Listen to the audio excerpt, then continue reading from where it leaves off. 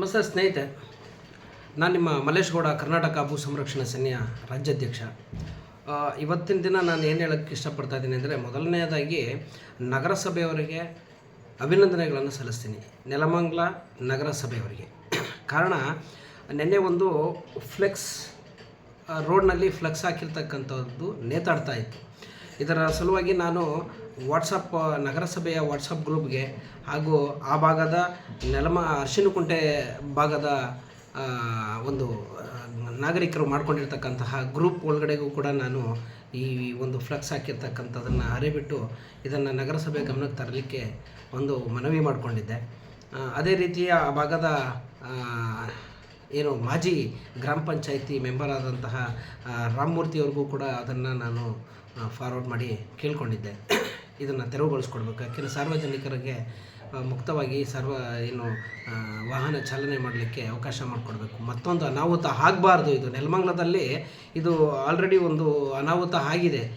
Flakes ದಾರಿಯಲ್ಲಿ ಕಟ್ಟಿದ್ದಂತಹ flakes ಬಿದ್ದು ಒಂದು ಅನಾಹುತ ಕೂಡ ಆಗಿದೆ, ಒಂದು ಸಾವು ಕೂಡ ಸಂಭವಿಸಿದೆ. ಅದೇ ರೀತಿ ಇನ್ನೊಂದು ಆಗಬಾರ್ದು ಅನ್ನೋ ಒಂದು ಮನವಿಯನ್ನು ನಾನು ನಿನ್ನೆ ರಾತ್ರಿ ಸರಿಸುಮಾರು ಒಂದು 8 ಗಂಟೆಗೆ ನಾನು ಹಂಚ್ಕೊಂಡಿದ್ದೆ. ಇವತ್ತು ಬೆಳಗ್ಗೆ ಅರ್ಲಿ ಮಾರ್ನಿಂಗ್ ಅಂದರೆ ಬಹಳ ಮುಂಜಾನೆಯೇ ಬಂದು ಒಂದು 6 ಗಂಟೆ ಸಮಯದಲ್ಲಿ ಬಂದು ತೆರವುಗೊಳಿಸಿದ್ದಾರೆ. ಇದಕ್ಕೆ ನಾನು ಹೃತ್ಪೂರ್ವಕ ಅಭಿನಂದನೆಯನ್ನು ಸಲ್ಲಿಸ್ತೀನಿ.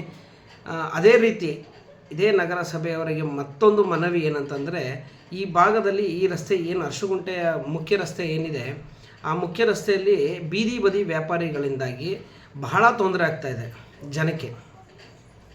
ಯಾವ ರೀತಿ ಅಂದರೆ, ರಸ್ತೆ ಸಂಚಾರ ಮಾಡೋಕ್ಕಾಗಲ್ಲ, ಕಾರುಗಳನ್ನು ಎಲ್ಲಂದ್ರೆ ಅಲ್ಲೇ ನಿಲ್ಲಿಸ್ತಾ ಇದ್ದಾರೆ. ಈ ಒಂದು ಪೀಕ್ ಅವರ್ಸ್ ಅಂತ ನಾವೇನು ಹೇಳ್ತೀವಿ, ಈ ವ್ಯಾವಹಾರಿಕವಾಗಿ ಜನ ಹೊರಗಡೆ ಹೋಗುವಂಥದ್ದಕ್ಕಾಗಿರ್ಬೋದು ಅಥವಾ ಬರ್ತಾ ಇರೋವಂಥ ಸಮಯ ಆಗಿರ್ಬೋದು, ಕೆಲಸಗಳನ್ನು ಬಿಟ್ಟಂತಹ ಸಮಯದಲ್ಲಿ ಈ ಬೀದಿ ಬದಿ ವ್ಯಾಪಾರಿಗಳಿಂದಾಗಿ ಬಹಳ ತೊಂದರೆ ಆಗ್ತಾಯಿದೆ. ರಸ್ತೆಯಲ್ಲಿ ಚಾಲನೆ ಮಾಡೋದಕ್ಕೆ ವಾಹನ ಚಾಲಕರಿಗೆ ಬಹಳ ತೊಂದರೆ ಆಗ್ತಾಯಿದೆ. ಇದನ್ನು ಮನಗೊಂಡು ದಯವಿಟ್ಟು ಇದ್ರ ಬಗ್ಗೆ ಗಮನ ಹರಿಸ್ಬೇಕು ಅಂಥೇಳಿ ನಾನು ಒಂದು ಮನವಿಯನ್ನು ಈ ಮುಖಾಂತರನೇ ಕೇಳ್ಕೊಳ್ತಾ ಇದ್ದೀನಿ. ಹಾಗೂ ಒಂದು ಮನವಿ ಪತ್ರವನ್ನು ಕೂಡ ನಾನು ನಗರಸಭೆಯಲ್ಲಿಗೆ ಕೊಡಲಿಕ್ಕೆ ಈ ಭಾಗದ ಒಂದು ವಾಸಿಗಳು ಯಾರಿದ್ದಾರೆ ಅವರೆಲ್ಲ ಕೂಡ ನನ್ನಲ್ಲಿ ಮನವಿಯನ್ನು ಮಾಡ್ಕೊಂಡಿದ್ದಾರೆ. ಅದರ ಪ್ರಕಾರ ನಾನು ಕೂಡ ಇದನ್ನು ಅವ್ರ ಮುಖಾಂತರ ನಮ್ಮ ಮನವಿಯನ್ನು ನಾವು ನಗರಸಭೆಗೆ ಸಲ್ಲಿಸ್ತೀವಿ. ದಯವಿಟ್ಟು ಇದೇ ರೀತಿಯಾಗಿ ತಮ್ಮ ಸಹಕಾರ ಇರಬೇಕು, ಜನರಿಗೆ ಅನುಕೂಲ ಆಗೋ ರೀತಿಯಲ್ಲಿ ಕೆಲಸಗಳನ್ನು ಮಾಡಬೇಕು ಅಂತ ಕೇಳ್ಕೊಳ್ತಾ ನಾನು 2 ಮಾತುಗಳನ್ನು ಮುಗಿಸ್ತೀನಿ. ಜೈ ಹಿಂದ್, ಜೈ ಕರ್ನಾಟಕ.